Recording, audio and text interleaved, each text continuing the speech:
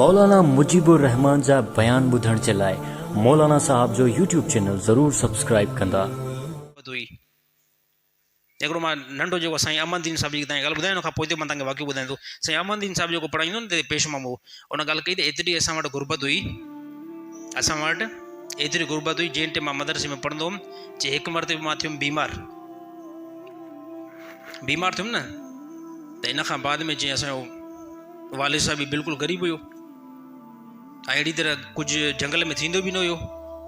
जे पोइ मां बीमार थियुमि त पोइ मूंखे पटको कंहिं ॾिनो हो कंहिं ज़माने में, मदरसे में तालिब इल्म नंढो हुयुमि न, त कोई मौलवी साहिबु आयो, उन मूंखे पटको ॾेई छॾियो त हे पुटु तोखे जेको आहे पटको हुजे। जे मां बीमार थियो, मां वटि पैसा न हुया, जे मां उहो मथे जी पगड़ी जेकी आहे न, उहा मां 10 रुपये में अलाए 8 रुपये में खपाए करे पोइ मां पंहिंजो इलाजु करायो। हाणे अंदाज़ो लॻा त केॾी गुरबत हुई। हे साईं अहमददीन पियो ॿुधाए कि हाणे त अलाह ताला असांजे मथां वॾा एहसान कया आहिनि, जो वॾी कुशादगी थी वई आहे ऐं नौकिरी में जेको तनख़्वाह बि अचे थी, जे एॾो जेको आहे न असां ज़मानो गुज़ारे आया आहियूं। त ॻाल्हि कयां पियो, पोइ हिकिड़ो वाक़ियो ॿुधायां थो। हिकिड़ो मदरसे में हिकिड़ो उस्तादु हुयो ऐं हुन सां गॾु 3-4 तालिब इल्म हुआ। तालिब इल्म साईं छा कंदा, उन्हनि खे मानी न मिलंदी, उन्हनि खे मदरसे जे तालिब इल्म खे मानी न मिलंदी हुई, छो त माण्हू पाणी बुख ते हूंदा हुया, को पचाईंदो त पाणी खाईंदो, मदरसे तालिबनि खे न मिलंदी उन टाइम। न मिलण जो मक़सदु इहो आहे त माना माण्हू ॾींदा हुया, पर हिकिड़े माण्हू ख़ुदि खे पाण में घर के खाइण लाइ टुकुर न हुजे त उहो पोइ तालिबनि खे छा ॾींदो। इन इहो मक़सदु न आहे त को ॾियनि न पिया, ॾींदा हुया, पर कंहिं माण्हू खे ॻोठ में पाण खाइण लाइ न हुजे त उहो छा अॻिते ॾींदो, कुझु न ॾींदो न, का शइ बि न ॾींदो।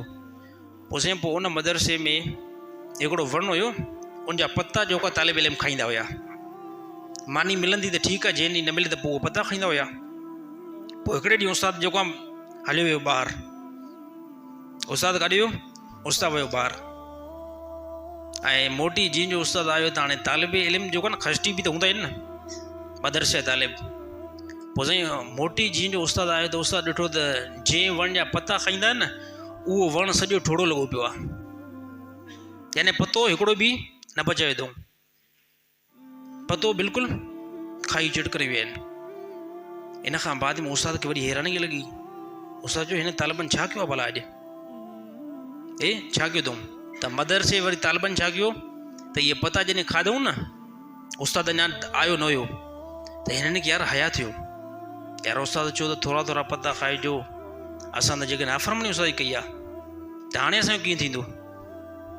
पोइ हिन तालिबनि छा कयो, जेके 4-5 तालिब इल्म हुया न, पहुची करे रोअणु शुरू कयो, रोअणु शुरू कंदो, या अलाह हाणे असांजो उस्तादु ईंदो हो त असांखे मारे छॾींदो, असां जेको मरी वियासीं।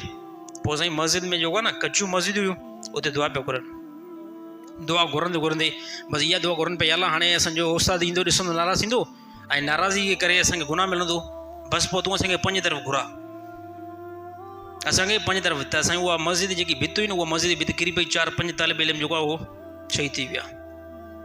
उस्तादु आयो ॾिठईंसि न सॼो वणु जेको ख़ाली लॻो पियो आहे छा, हिन खां बाद वण खे ॾिसी करे उहो मस्जिद में ॾिठईं त भित तालिबनि जे मथां पई आहे। उस्ताद खे ख़बर पई त हिन तालिबनि सभु इहे जेको आहे न पन खाई करे, पोइ लॻे थो मूंखां ख़ौफ़ कयो हूंदो त मथां असांजो उस्तादु अचे नाराज़ थी।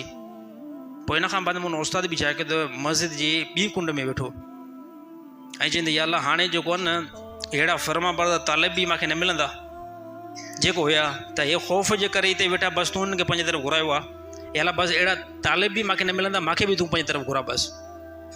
ऐं ॿी जेके भित किरी त उहो उस्ताद बि शहीद थी वियो। त हाणे हिन मां अंदाज़ो लॻो केतिरी गुरबत हुई कंहिं ज़माने में, केतिरी गुरबत हुई। ऐं असां जेको गोश्त बि खाऊं था, मच्छियूं बि खाऊं था, ऐं बहितरीनु लिबास बि पायूं था, बहितरीनु कपिड़ा बि पायूं था, बहितरीनु चुंपलियूं बि, ऐं ॻाल्हि पोयां छा हूंदी आहे साईं, बरकत आहे ई न। मां जहिड़ो ग़रीब सही त कोई आहे ई न,